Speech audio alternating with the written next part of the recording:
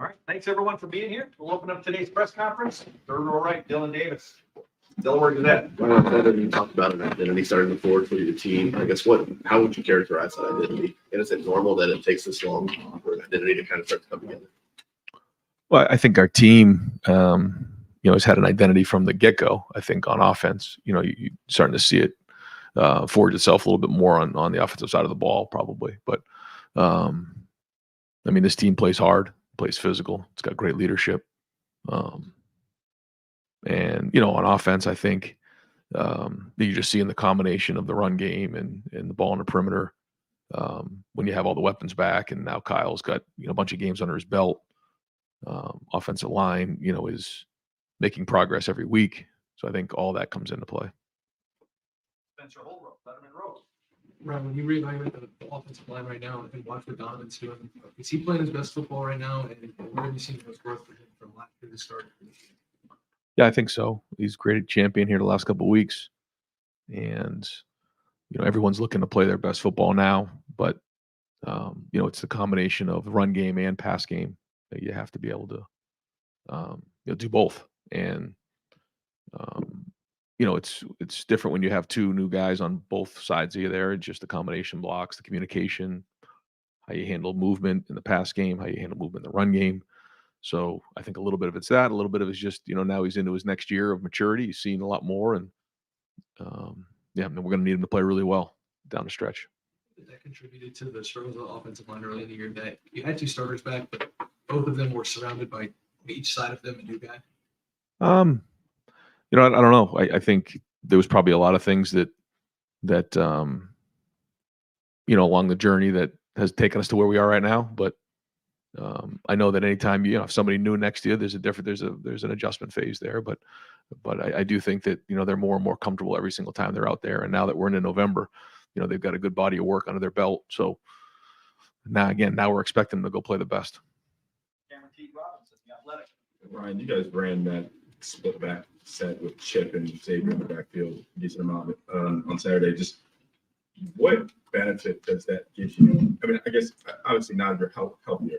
So you play Chip and have Trey come off the bench there, but just how much of a benefit does it give you to play hard to know you can do a little bit of both Chip and Antoinette? Yeah, those guys can do multiple things, and anytime you see that, it can bring a lot of different variables to the table. You look at the way that Cade's running routes and blocking and protection. Same thing with G. Scott. You're seeing our receivers get involved with the run game.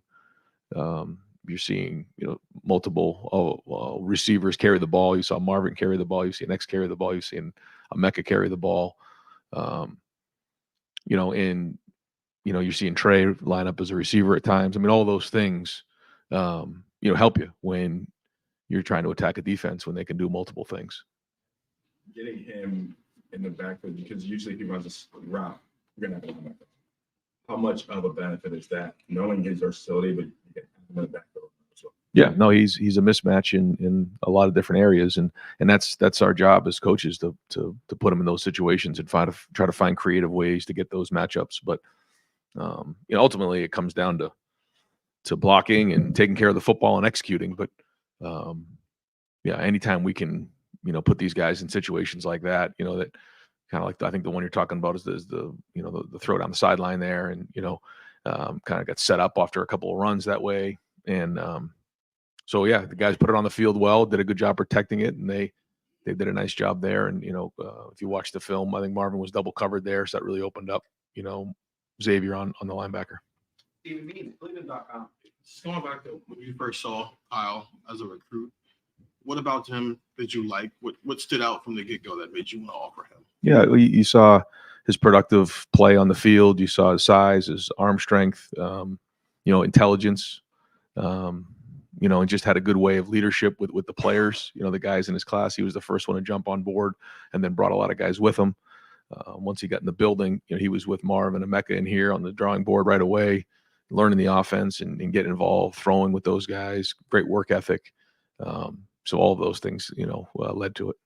He's 10 games into this season as a starter and coming off a game like he had. Is there anything that can help build confidence? Just seeing the ball guys just go through the hoop in the game that he had on Saturday.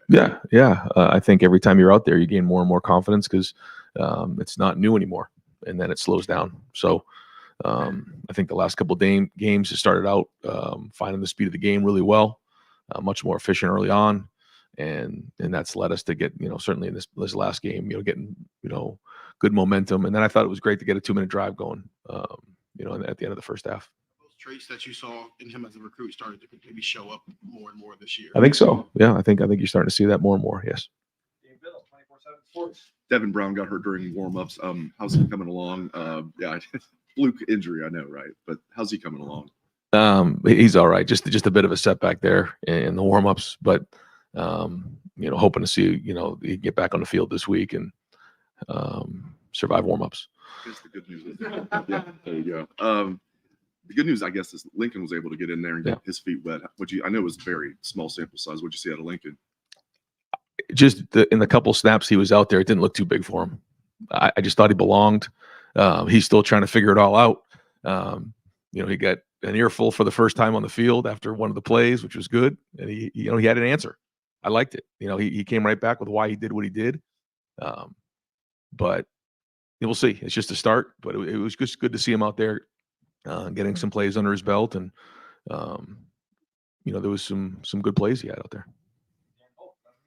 Ryan, I wanted to clarify on Lathan. Is he out for the season, or is there still a chance he could come back? There's a chance he can come back, this year. But it doesn't look like it's going to be any time in the next couple of weeks. Mike Hall, he only played a couple series, then left the game. Was that injury related, and what's his status? I don't really have an update on Mike right now. Pat Murphy, 24/7 Sports. Brian, I know the last couple of games you've gotten production from other guys, but as Emeka has worked his way back, are you seeing what you need to see from him, or is he still, kind of recovering from that injury? The statistics haven't been what they were before he got. He's getting stronger and stronger each week. We decided to hold him in the second half to continue that progress, but he's getting as closer every week to being 100. And the feedback I got this week was that, he feels better this week than he did last week. And that's the goal. Look more explosive on film in this past game. And so we'll keep bringing him along. Everything that our folks say here is just keep pushing him, keep getting that thing stronger, keep working. And he's getting stronger every single week. So, hopefully we take another step this week and we're as close as we can to 100%. And as you go through that list of guys that have been contributing, Kane, Travion, obviously Marvin, I assume he fits right in with that group when he can be his normal self. Oh yeah. Yeah. No, I think Emeka is one of the best receivers in the entire country, and his production proves it. So yeah, I mean, we are a different offense when he's in a game. Bill Landis, the podcast. Right, you guys gave Matthew Jones maybe a series or two at center the other day. What went into that decision? I don't think he's ever played center in a game before. So what did you want to get a look at there? Yeah, I forget if he had or not. I don't remember, but I know we worked him at center at times, and we just felt like at that time it was good to get him some work at center, and just get Enoch in the game and just see what that looked like in a game. We had a pretty comfortable lead at that point and felt like it was good to do. Evaluated it, and then there was some good snaps there. So, it's always good to kind of, in an opportunity like that, go see if we needed to make a change, what that would look like. I guess along those lines, you said the offensive line continues to make progress. What is your evaluation of the center position specifically with Carson? Because it seems like maybe his progression is a little farther behind the rest of that group. I think he's the youngest. So, he's probably made, from where he started to where he is now, he's made certainly a bunch of progress, but he's also the youngest. So, he's in here every day. He's busting his tail to get better. And, he's handled some difficult environments, so far this year as a redshirt freshman. So, we think that he's got a very bright future ahead of him, and he's going to continue to get stronger and better across the board, his communication, all those things. So every time he's out there, it's an investment in his future. The idea of playing Matt, is there any thought there that maybe you'd want to move to that look full time? Or are you comfortable with your normal starting five? Yeah, right now we're going to continue to move forward as we have. But every week we're evaluating to see what gives us the best chance to win. So, but as of right now, we're going to continue to where we're at right now. Tony Bergman, Buckeye Huddle. Ryan, with the idea that you need to be playing your best in November, is your offense doing that right now? And where are they in relation to what you envisioned before the season? I think that the first half you saw, some efficient play and finished drives, third downs, red zone. Thought there was some very well executed plays. I thought the reverse to Marvin was really well executed. I thought there was just a bunch of plays protection wise that gave Kyle some time. Timing, the throws were pretty high level. The second touchdown to Marvin was a throw and catch was excellent. Travion stepped up in a big way and helped the protection.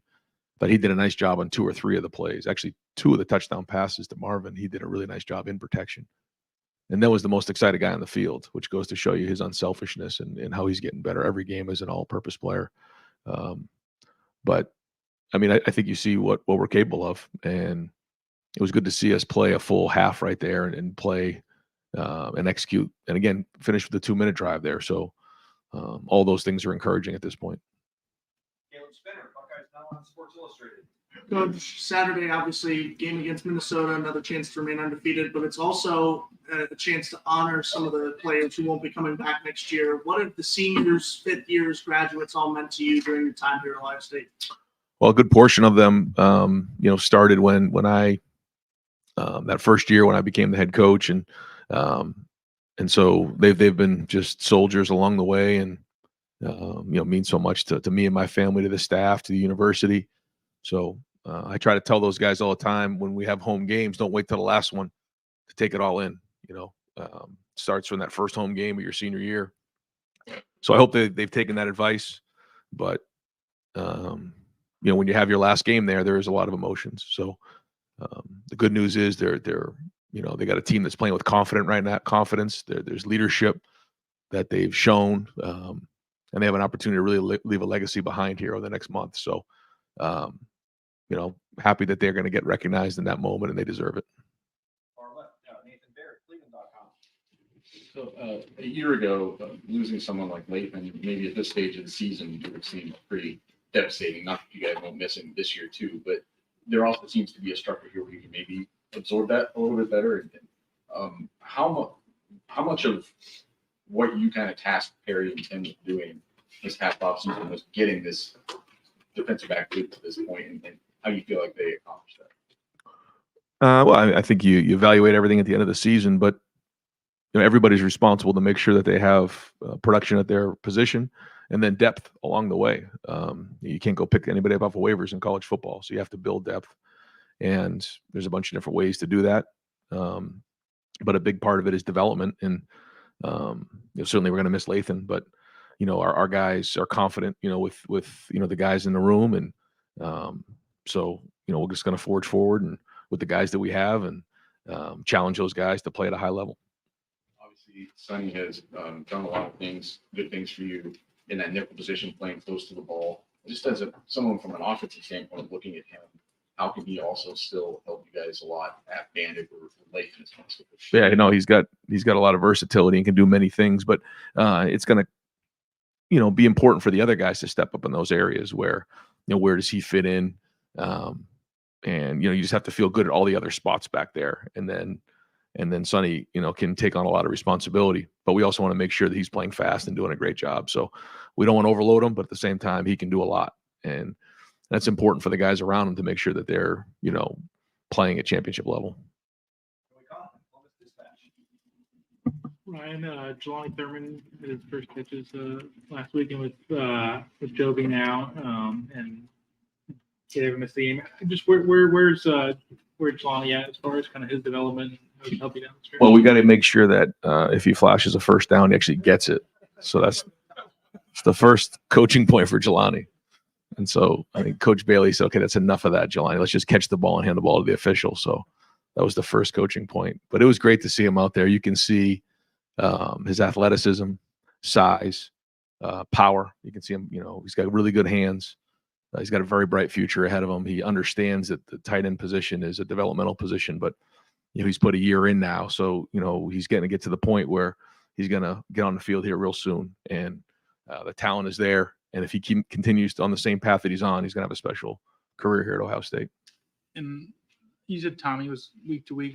How's he look for this week? And same with Josh Parker. Yeah, expecting to have a good week of practice for both of those guys, and we'll have a better idea as we get towards the end of the week. Austin Moore, podcast. Ryan, are senior day decisions binding in this era with all the extra COVID years and everything? We've seen, Josh participate in the past. Like, is that actually going to be the way it looks like, or if they make a decision to walk, they can still retain that option? Yeah, they can. If they're eligible, then we certainly allow them the option to do it, and then kind of go from there. Like you said, it's, I guess, a lot different than it was a decade ago. Everything's complicated in your position, but in terms of managing roster numbers and decisions in this time of year, everybody's trying to weigh that. Like, how clear is the picture for you, or not? With what, I know you want to win on Saturday first and foremost, but you always have to keep an eye on the future. How difficult is that for you right now? There's a lot of things in the balance, I would say, but maybe just try to plan ahead and make sure you have contingency plans in place. Whether it's high school recruiting, whether it's in the portal, those type of things, and so I think the rules have made it such that you should be able to now adjust pretty quickly, based on some of the legislation that's been passed. So Mark's working hard to make sure we have everything planned and ready for that. But our focus, as you know, is right now in this game and preparing for Minnesota and continuing to build on the confidence that this team is playing with right now. But certainly there's a lot of folks working on that here in-house to make sure that when December comes, we're ready to roll.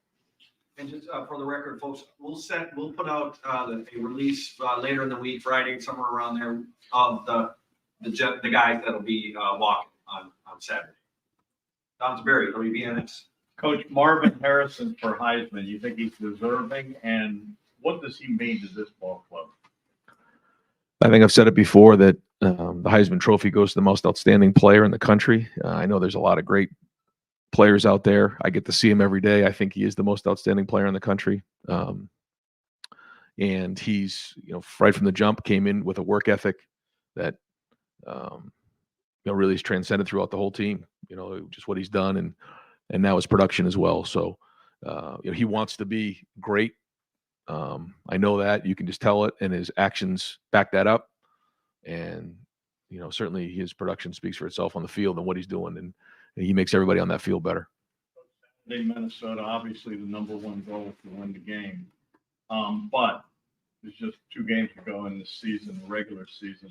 How important is it? What do you want to see out of your club, I guess, as far as just everything on point? Well, just continuing to build on confidence. And, our second goal of the season, first goal is to win the first one. Second goal is to win the next 10. So we have to complete that goal here on Saturday. And, we have to stay focused on that. And that's the bottom line. Have to play really hard, really fast, really physical, like we did this past Saturday. And, PJ does a really good job. Minnesota is well coached. I really respect what PJ does as a coach and their program and their culture, and they're going to come in here and play really hard. So, we have to match that. And, it's a Big Ten road or a Big Ten, game here in November. And, so we have to do a great job of preparing for it like any other game.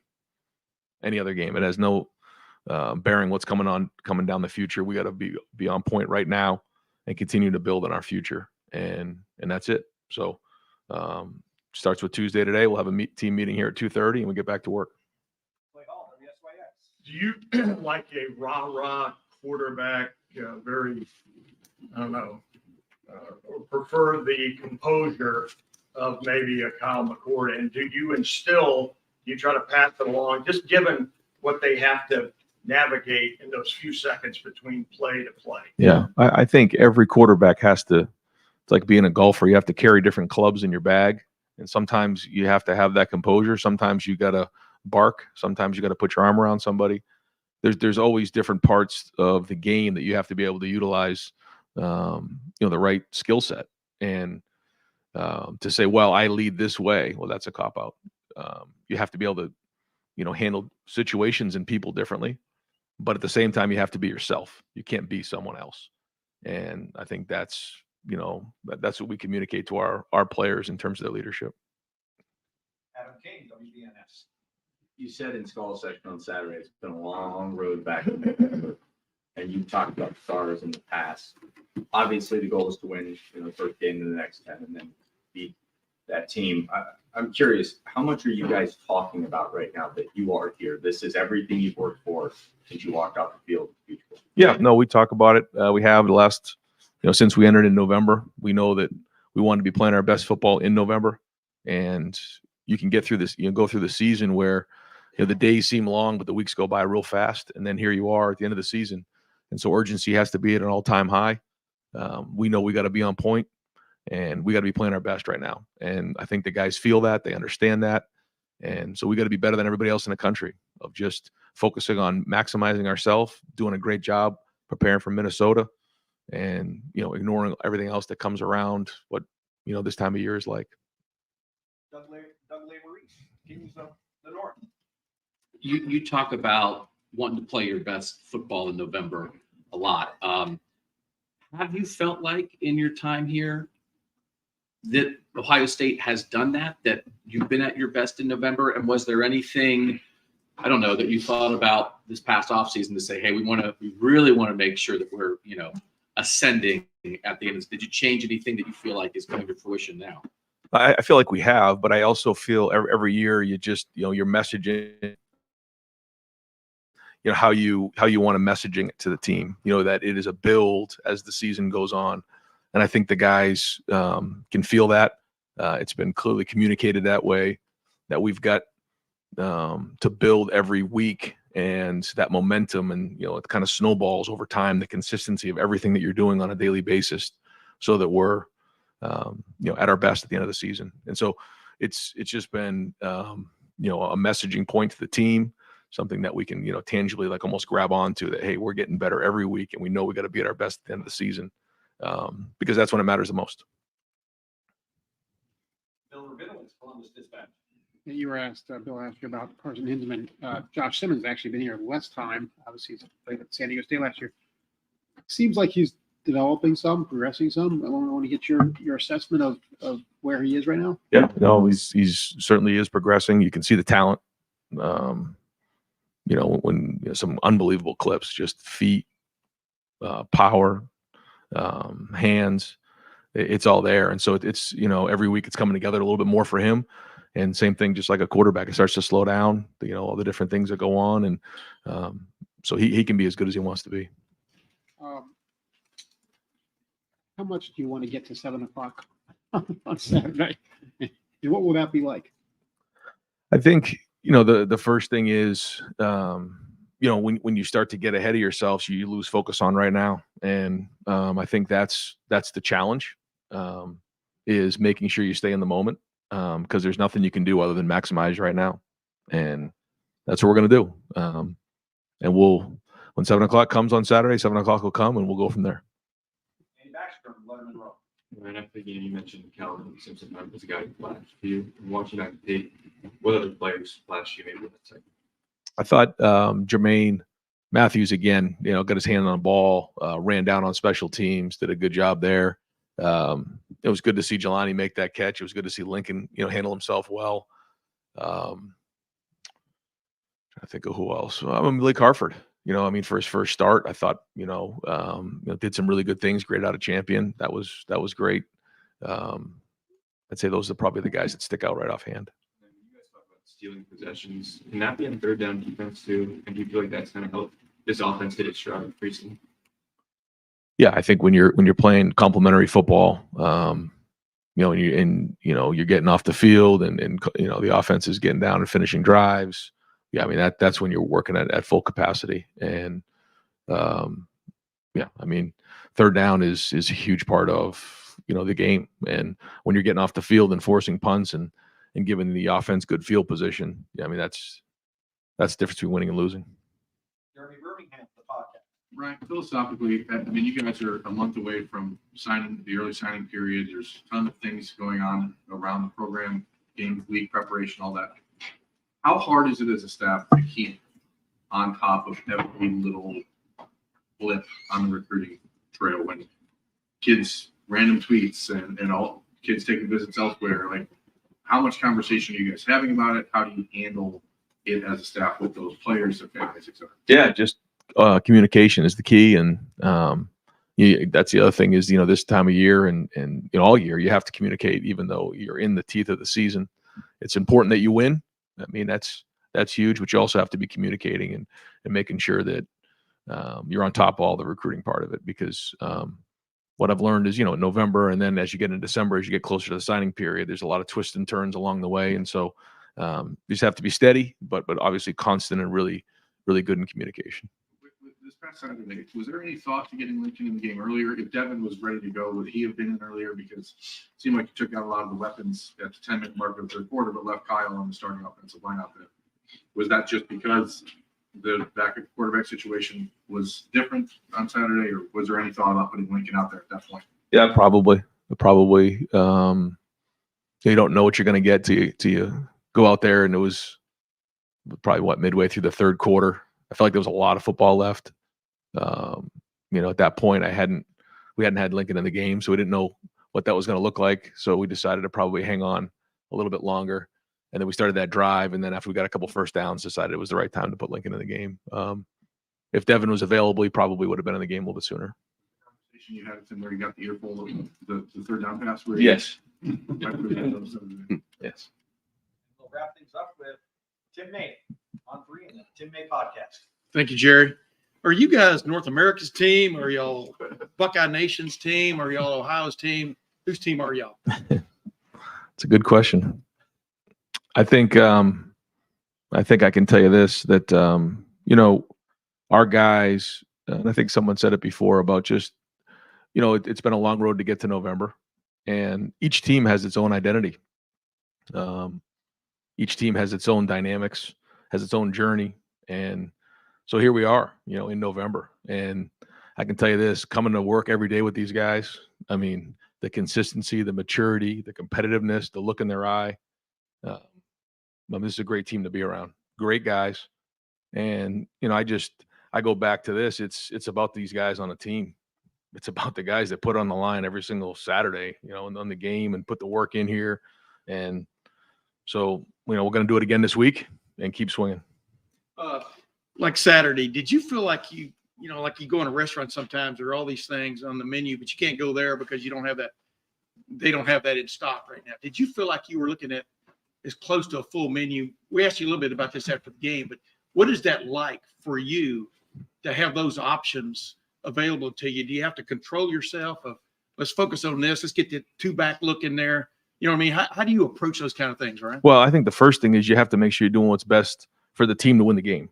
That's got to be the first thing, and that has to be the focus, because like you said, sometimes you can get yourself spread real thin and out of whack and out of rhythm. So you have to find that rhythm.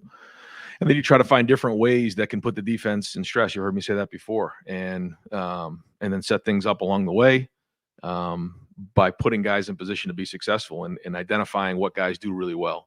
And that's really what it comes down to. But at the same time, not sacrificing, the team. Like even at the end of the first half there, it was 3rd and 7.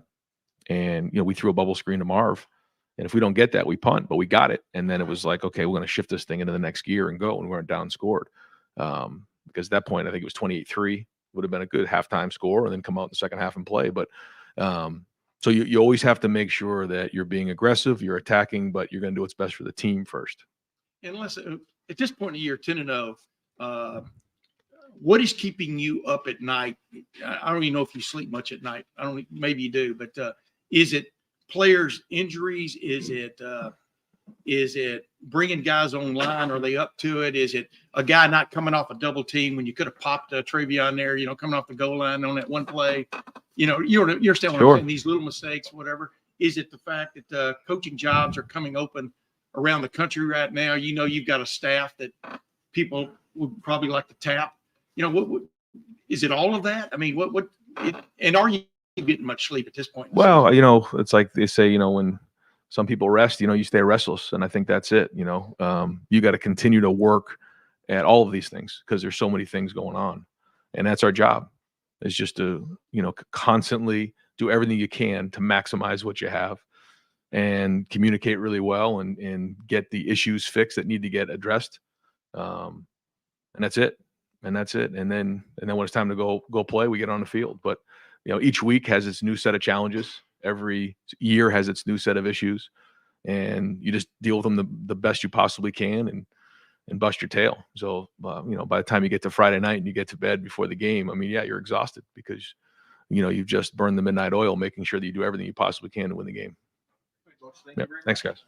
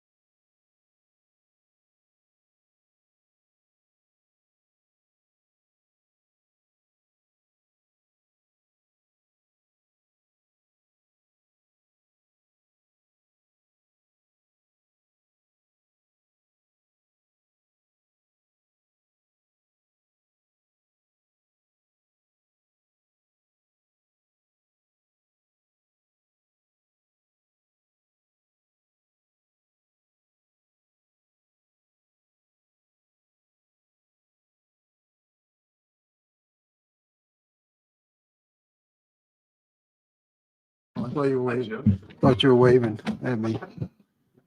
All right. We will open up the floor with Dave Biddle, 24/7 Sports. If Mike is unable to go this week, who are some other D tackles that can step up in addition to Ty Leak and Ty, like Hero Canoe, for example? Who are some guys that might step up? Yeah, I think Hero has made a lot of progress. He really has. He made a big play last week, I think, right? Like a third down stop on a running play. So he's a guy I look at. You know, Jaden McKenzie's got a lot of experience too. You know, so he's got that experience that you need to be able to count on in a tough situation. Nathan Baird, far left, Cleveland.com. Can we talk to you a lot about the attributes that Sonny's had that have made him such a good fit at nickel? What can make him equally strong at Bandit if he's playing there for Lathan the rest of this way? And does he give you anything that Lathan didn't? You know, Lathan had really gotten better. You know, he was getting better all the time. I feel terrible for him to be out right now, but Sonny, he's taller. I mean, you know, he has range. He has a lot of experience. You know, we were able to gain him that cover experience at the nickel position, covering a slot in the open field, which is a difficult thing to do, you know, as that translates into the boundary. I think he just he's just got a lot of versatility. Made some plays last game blitzing for us, right? So I think he can be a real factor in the blitz game also. Is this secondary better set up to, as much as you missed Lathan, is it better set up to absorb a loss like this at this stage of the season than it was a year ago? Oh yeah. Yeah. I mean, that's, you know, Lathan's a part of it. He's a part of us, but yeah, we're better set up. We have more versatility and more experience, and guys just understand the system so they can fit in different places. Far left, Joe Nugent, WCMH. What have you noticed about Minnesota's commitment to run the ball? What's the challenge of facing a team that just wants to pound away the game? Yeah, similar to Rutgers. They do a great job managing the drives, you know, and you know, taking it down all the way to what, 4th and short, right? I think they're the best 4th down conversion team in the country. You know, they stole that play from my Eagles. You know, they do that tush push thing, you know, but we got burnt on that fumble Ruski too under that. So you got to be careful. But yeah, I just think they do a good job of managing the game, controlling the ball, taking the play clock down. So we have to stay efficient, stay ahead of the sticks. Fourth row, far right, Andy Baxter, Lettermen Row. Jim, it looked like Jahad Carter was back on the field defensively. With Lathan out right now, I know Sonny's there, but does it help to have the depth of Jahad too? Yes, because Sonny's is going to have to do more things as we move forward here. So it's not going to be as simple as saying, "Okay, Sonny, you're back there, and that's where you're going to be." There's going to be some moving parts. You know, Sonny's going to have to be in other places too, as we face different sets and personnel grouping. So we need Jahad. Jeremy Birmingham. Jim, I don't want to put any one person on the spot, but are you as disappointed in Bill Landis as I am that whenever you talk about the Eagles, he doesn't say "Go Birds"? Yeah, I didn't want to bring it up because I didn't want to call him out, but now that you brought it up, well, I know, but he doesn't. I don't get anything back. now we've cleared that up, but Cody Simon obviously playing a lot in the middle on Saturday, not knowing what Tommy's situation is for this week. How comfortable are you with what you saw from Cody, not just against another run-heavy team like Minnesota, but potentially a Saturday was an audition really for the future? Yeah, I'm very comfortable with Cody. Cody not only plays well, but he manages the game like Tommy does. You know, he's got that kind of brain and that kind of football intelligence. So we need them both. We need them both, you know, as we come down the stretch here. We need to have the ability to put them in different places. Sorry about that. Yeah. Stephen Means, Cleveland.com. When you guys put Malik out there earlier this year, it didn't necessarily go as well as it did this time around. Just when you watch him back on the film, what did you like about what Malik gave you? How more ready is he to be in that situation in that moment if you need him? Yeah, I thought he wasn't as wide-eyed as he was the first time. I mean, you know, that's tough for a true freshman, particularly at a safety position. There are checks involved. There are formations. There are a variety of, there are all kind of things that can happen. So, yeah, I thought he, you know, had his emotions under control. And,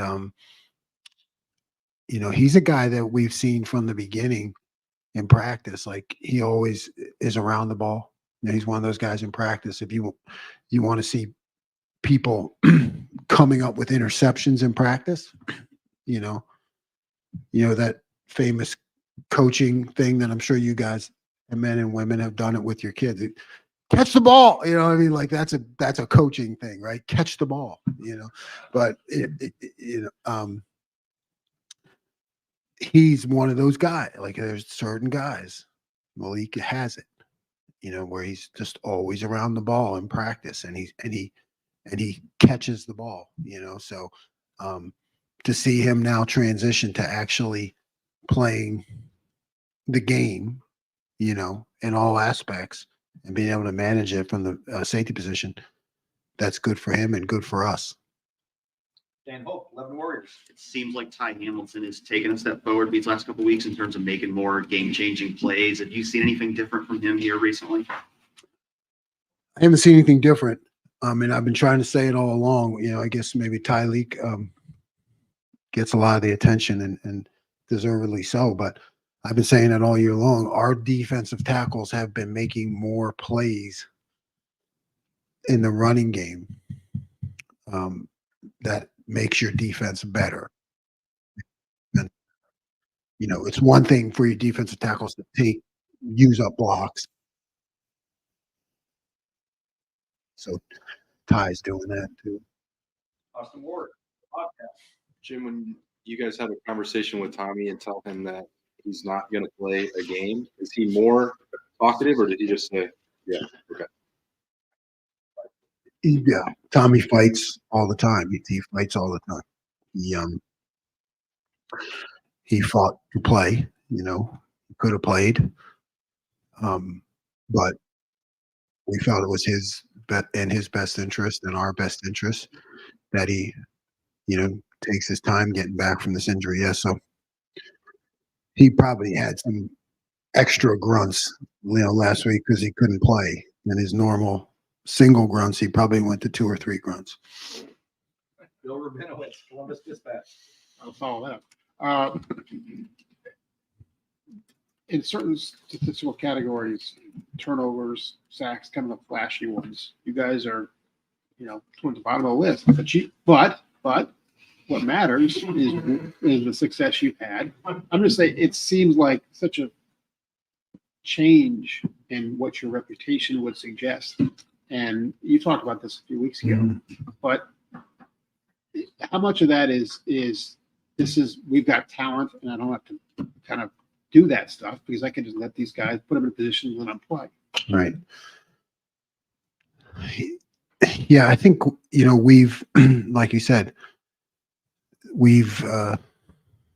I have adjusted, adapted to the talent, the situation, the program, doing what's in the best interest of the defense, the team, to win games and, you know, to produce a top 5 defense.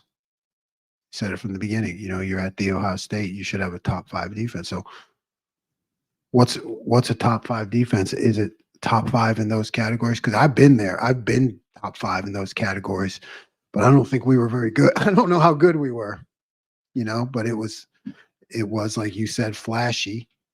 And I just feel like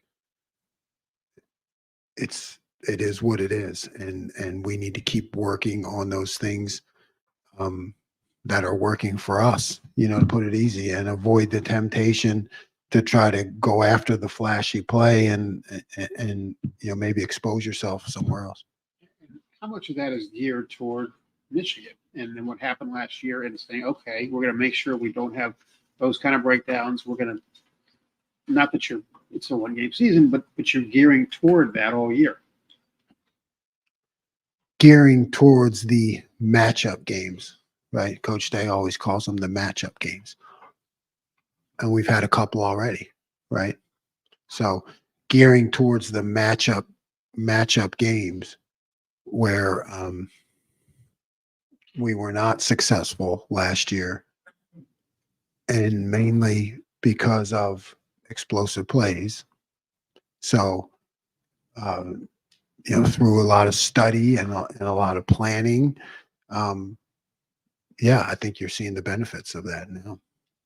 Our left, Steve Hellwagon, 24/7 Sports. Hey, Coach, last week you talked a little bit about Rutgers and how they were able to run the ball effectively. Michigan State came out of the gate. I think they had a 20 and 11 and a 27 there in the first 2 series.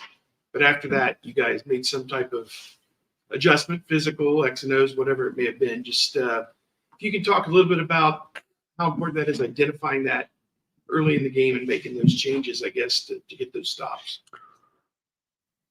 Yeah, I didn't like that we gave those plays up early. I know which ones you're talking about. I like to say, yes, I always tell the players all their mistakes are on me on game day. So it was my fault. I just started making better calls. But I mean, the adjustments in the college game are everything because things change so much week to week, and a variety of offenses that you see and things.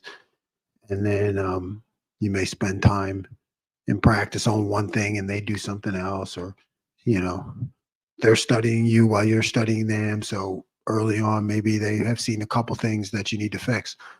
So the fact that we can make those adjustments successful on the field happen in real time, that's a big deal. I think it's really a key part of any success we've had.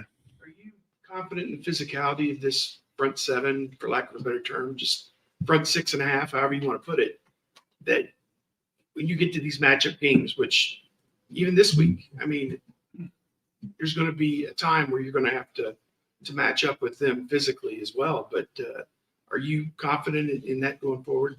That's going to be there to contain what the other team's going to bring. Yes. Next question. What makes you so confident in that? You got 10-game body of work. Right.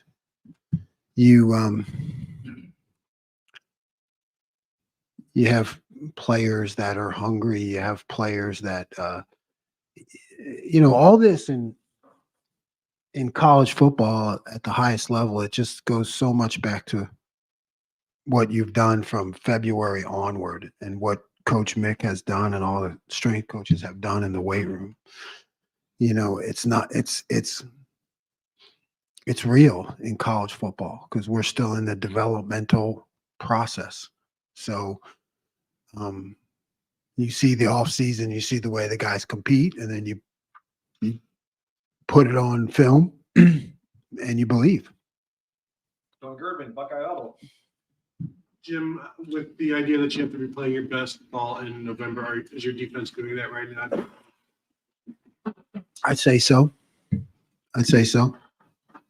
Gave up, I think it was 2 explosive plays last game. So I would say yes, but you have to keep getting better. I mean, that's the thing again about football. I mean, it's it's got to always be going like this. You can't say, oh, okay, we're playing our best in November, so let's just stay at our best, because it's always like if you're not moving forward, you're moving backward. Pat Murphy, 24/7 Sports. Jim, we talked about Cody stepping in physically for Tommy, but who handles all of the things Tommy brings that you've talked about this year when he's not on the field? Cody. I mean, he's they have very similar football intelligence.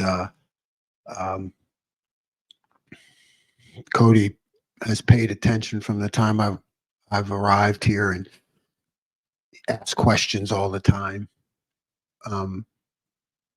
Actually speaks where Tommy grunts. I had to deal with Cody conversation. But yeah, he's got the same kind of mind, the same football vision. Dylan Davis, Dylan, what do you say? On Saturday, Ryan mentioned Calvin Simpson as the guy who flashed in the second half of that game. I guess what have you seen from his development in this first year? He's focused, right? Not a big talker, real, good personality, but a positive and a focused kid. You can coach him. He doesn't get down when he makes a bad play in practice. He's got a positive attitude, and he's fast. He's really, really fast, and that helps. Deep left, Caleb Spinner, Buckeyes Now on Sports Illustrated. Coach, I asked the same thing to Ryan Day just a little bit ago, but obviously it's not the primary objective on Saturday, getting the win is, but senior day is certainly a big part of this weekend against Minnesota. What have your fourth, fifth graduate year seniors meant to your defense? Yeah, they mean everything, particularly when you come in as a new coach, right? I mean, it's the older guys, the veterans that if they buy into what you're saying, then you have a real chance, to get the things implemented that you need to do. So these guys have been great to me, and I have not been the easiest person to deal with, but they've been really responsive, really coachable, interested in learning, and yeah, we'll miss them. Joey Kaufman, Columbus Dispatch. Jim, you talked about Tommy's personality, his grunts, is obviously not a guy, man, a few words. What effect, now that this is the second year with having your middle linebacker with that kind of personality, how has it shaped just the whole defensive guy? Yeah, I think it's a good point, right? I think we've become, in a large way, we've become really businesslike, really accountable, really focused, like not a lot of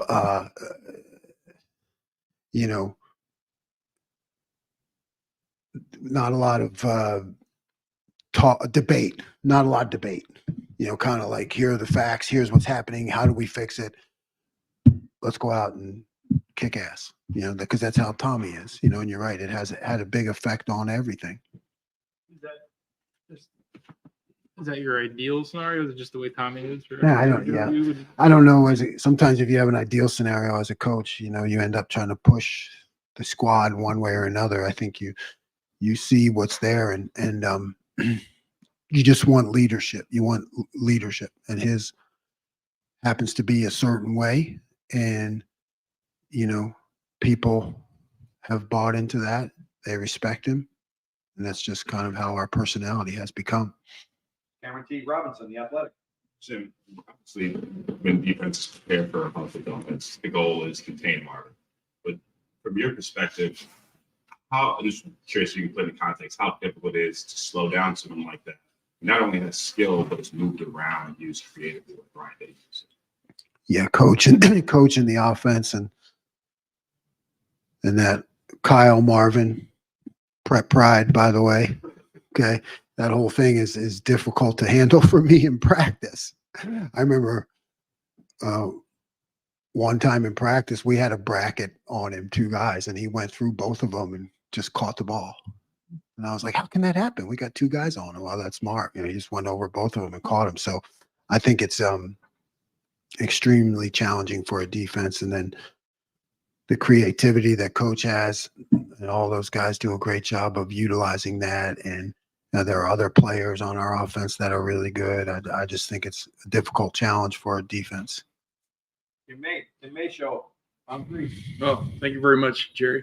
You guys are number one in the nation right now in pass efficiency. Defense, you're number 2 in against the score, and number 4 in total defense. What does that mean to you at all? Which of those are you more proud, or do you even take stock in that at the moment? No, I don't take any stock in. Well, it beats not being that. Yeah. Right. It beats not being that. But I'd rather have that all be the way at the end of the season, right? That's when you look at statistics. But just now we're just focused on what's happening in the game. How do we get better? What do we need to do to stop them? And I always try to tell them that defense, stats, whatever, it doesn't matter. Defense is a right now proposition. Either you stop them or you don't stop them. So it's, you can't punt on defense. You guys have heard me make that joke before. I've been in plenty of times in my career where I'd say, hey, we don't want to play anymore. Can we punt the ball, get out of here? So really stats, it doesn't matter. It's like, did you stop them or not? What have you done for me lately? That Wall Street saying, it's like, what have you done for me? Like, that's defense. It's like, what have you done for me lately? I do think stop rate's important. Where are we at in stop rate? Does anybody know where we're at in stop rate?